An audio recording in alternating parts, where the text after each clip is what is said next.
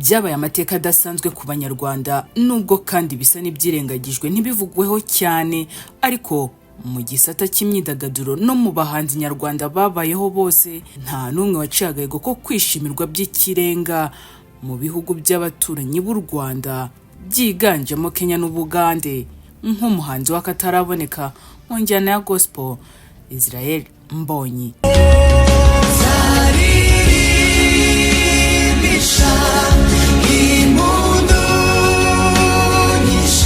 Kije, bienvenue, ikaze. Welcome to the BGU Space. Mwawe ikaze mu kiganiro cy'ibitarahawe umwanya mugari ngo havugwe neza ku gikundiro no kwakirwa n'umurava nk'umwami cyangwa se igikomangoma mu gihugu cya Kenya k'uyu muhanzi w'indirimbo zihimbaza zikanaramya Imana Israel Mbonyi. Nge ndi Benita Giraneza Uwera. Ku ya gatandatu mu kwezi kwa Kanama mu 2024 Israel Mbonyi yasesekaye ku butaka bwa Kenya mu butumire yari yahawe bw'igitaramo cy'akataraboneka. Mu kuhagera ntawuzi niba nawe uko yakiriwe ariko yabitekerezaga cyangwa se nawe bikaba byaramutunguye nk'uko natwe twatunguwe, ariko nk'umwami yageze i Nairobi yakirwa by'ikirenga, abantu amagana barahurura ndetse rwose bisa nkaho yasasiwe ibishura nka ya nkuru yo muri Bibiliya. Igikomerezwa mu gutegura ibitaramo kabuhariwe Big Teddy ndetse n'abanyamakuru bakorera ibitangazamakuru bitandukanye byo muri iki gihugu cya Kenya nibo bari imbere cyane mu kumuha ikaze n'akanyamuneza, bamwe bamuhata ibibazo ariko bamureba batamuhaga. Ku kibuga cy'indege cya Jomo Kenyatta International Airport hasa n'ahaberaga ibitangaza, nkaho hari hakiriwe umuntu uvuye amahanga ya kure cyane nawe utoroheje na gato. Ubwo kandi ibyo byari bito cyane, ntibyari byakagera ku gitaramo cy'amateka yakoreye kuri ubu butaka. Mu by'ukuri byagenze bite ngo uyu musore ukiri muto yiyegurira imitima y'Abanyakenya bene ako kageni?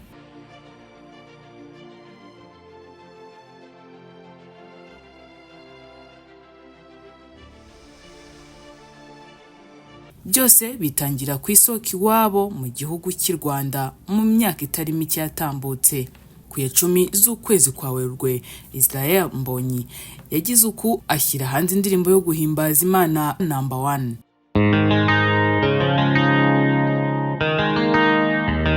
Uri number 1, uri wa mbere Yesu.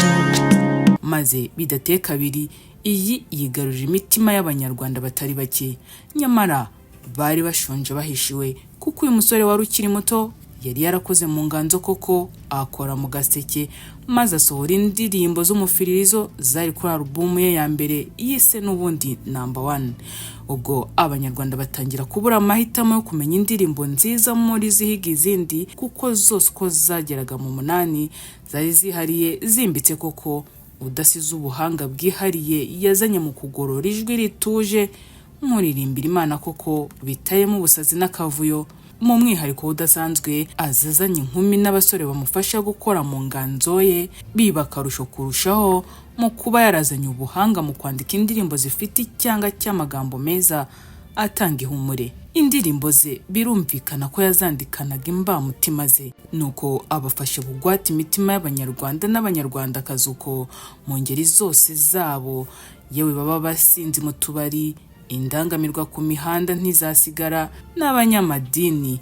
Kuririmba indirimbo ya Mbonyi ntibyabaye ibyo kwitwa ngo nsengera aha cyangwa hariya, umugatolika, umudive cyangwa se umuporoso, yewe na benshi mu bo kwa shehe batangiye kuziririmba n'andi madini tutarondora.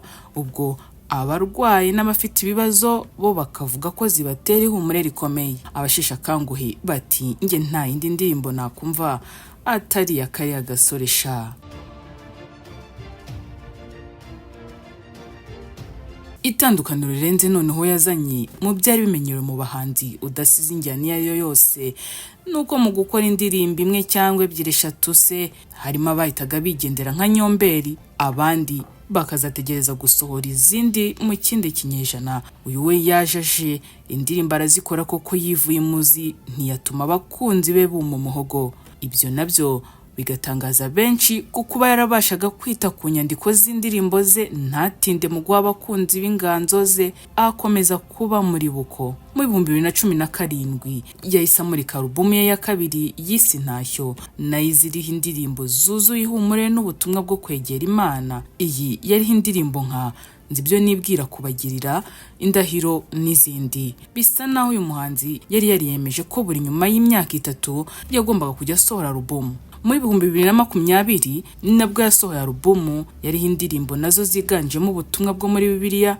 nk'iyo yise Ndarari wawe ishingiye ku nkuru ya Zakayo yo muri Luka 19:5, aho Yesu yasabaga Zakayo kururuka mu giti kuko yari kurariwe. Haguruka maze nkwambike umwambaro w'urugamba, gushireho ikimenyetso cyo kunesha. Ishyaka n'umuhati uyu musore wari ukiri muto cyane yagiye agaragaza muri iyo myaka yose byatumye abo igikundiro gihambaye mu Rwanda no kwambuka mu mahanga mu babasha kumva ururimi rw'Ikinyarwanda n'Ikirundi. Ibitaramo biragwira imahanga ku migabane itandukanye, aho yatumirwaga kujya gutaramana n'Abanyarwanda yewe n'Abarundi bahatuye.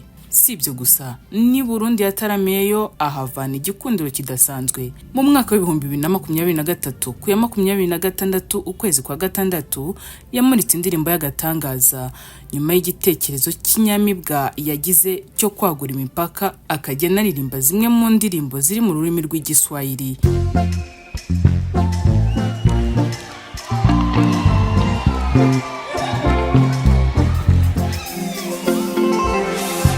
Nina Seal. Iyi ndirimbo yaragiye yambuka imipaka nko kunyarutsa rwose, mbese mu bihugu byose bikoresha uru rurimi ibatahaho irakundwa koko by'akarusha. Ariko mu gihugu cya Kenya byabaye ikirenga cyane ko Abanyakenya aba ari bamwe mu bakunda gukoresha urubuga rwa TikTok cyane, kandi rukaba ruri mu zihutisha amakuru yaho cyane. Byatumye indirimbo isakara cyane ahantu hose muri Kenya. Kuva ubwo Israel Mbonyi abayigaruriye n'ab'imitima yabo ko atangira kuba n'izindi ziririmbitse neza cyane mu rurimi rwabo. Nyamara byashoboka ko nawe usibye kubona ko noneho abarebaga indirimbo ze biyongereye, atakekaga igikundiro gikomeye yagiriwe n'Abanyakenya. Ninasiri na Yesu yanifanya niwe jasiri. Usibye n'ibyabereye kuri Jomo Kenyatta International Airport, igitaramo cyiswe African Worship Experience Concert ahitwa Ulinzi Sports Complex ku muhanda uzwi nka Long Ata Road cyari cyahuruje imbaga y'abantu bamufasha gukora amateka atazigera yibagirwa. Ibi byatangaje ingeri nyinshi z'abantu mu bitangazamakuru bya Kenya. Birashyuha, Abanya-Uganda bari bamutegereje ngo azabataramire nyuma yo kuva muri Kenya, nabo bacika urondogoro bati twe tuzarota ageze ino. I Rwanda naho iyo nkuru irahataha, ariko nanone ntiyashyuha cyane nk'uko byari biri mu bihugu by'abaturanyi. Mu gihe cyo kuva ku kibuga cy'indege cya Jomo Kenyatta International Airport yerekeza kuri hoteli yagombaga gucumbikamo, imodoka uyu muhanzi yarimo yari iherekejwe n'izindi nyinshi zari zirangajwe imbere n'ibimoto bya polisi byagendaga bisakuza mu gutuma ibinyabiziga bindi bitanga umwanya ngizo modoka zitambuke. Ari mu cyumba cya hoteli yabagamo Mbonyi, nabwo hari uburinzi butoroshye no kwitabwaho bikomeye. Mu gucika urondogoro ku mbuga nkoranyambaga, bamwe mu bafana be bo muri Kenya bakoresha imbuga nkoranyambaga bakomeje kugaragaza ko bari bishimiye by'ikirenga kwakira uyu muhanzi mu gihugu cyabo cya Kenya. Uwitwa Beth Waluyi ku rubuga rwa X yaragize ati, ntewe ishema n'igihugu cyanjye, mbega kwakirwa neza. Anita Sonia yaragize ati, urakaza neza, kariboni sana. Uwitwa kandi Jimso yaragize ati, uku niko Imana ikora, uriyoroshya maze ikakuzamura ikagushyira hejuru. Uyu muhanzi Israel Mbonyi yakiwe ibi by'akataraboneka. Mu bw'umwanya urambuye abanyamakuru n'abafana be yabajijwe ibibazo bimwerekeyeho nubwo adakunda kubitangaza cyane, maze anabazwa ku bijyanye n'urukundo rwe. Icyakora aberurira ko nta mukunzi yari afite icyo gihe, kandi rwose ko yagiye ahura n'ikibazo cy'abaza kumukinisha gusa nta kindi. Abakobwa beza b'Abanyakenya ku mbuga nkoranyambaga bati bishoboka bite ko hari umuntu watinyuka gukinisha umutima w'uyu musore mwiza ukunda Imana uko wasizwe amavuta bigeze aha. Bamwe bati yaba byakundaga akanyemera, batuzizire muri Kenya, twe turahari, twe twiteguye kukubabaza na gato. Ku bijyanye na bike mu buzima bwe bwite, nuko uyu muhanzi Israel Mbonyi yavukiye muri Repubulika ya Congo, akaba afite inkomoko y'umurenge. Yavutse ku ya 20 z'ukwa gatanu mu 1992, akaba yarakuriye mu rugo rwa Gikristo kandi akaba yarakuze yikundira kuririmba. Nubwo ari umuhanzi kandi yibitse impamyabumenyi ya bachelor's degree mu gifarumasi, kandi akaba yibitseho master's degree mu bijyanye na public health. Nubwo rimwe na rimwe akunzwe kuvugwaho ibintu byinshi mu itangazamakuru, uyu musore ni urugero rwiza rw'abantu bavuga make kandi akagira discipline yihariye mu itangazamakuru. Ntashobora kuvuga ibyo yumva bitari ngombwa. Nimunyemerere dusoreza ahangaha iki kiganiro.